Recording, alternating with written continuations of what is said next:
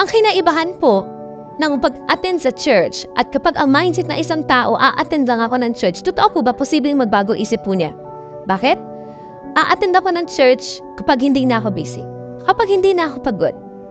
A-attend ako ng church, may option akong umattend, may option akong hindi umattend. May option ako mag-serve, may option ako hindi mag-serve kasi a-attend lang naman ako eh. Pero makikita po ninyo yung pinakaiba, yung isang tao, alam niyang tinanim siya from the very start. Hindi mo na pag-iisipan kung a-attend ka o hindi kasi planted ka nga eh.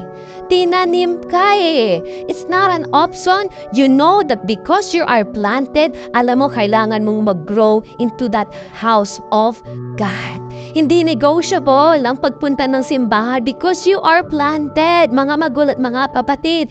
Ang pag-attend ng simbahan o ang simbahan na tahanan ng Diyos ay hindi lang parte ng buhay natin. Buhay po natin ang tahanan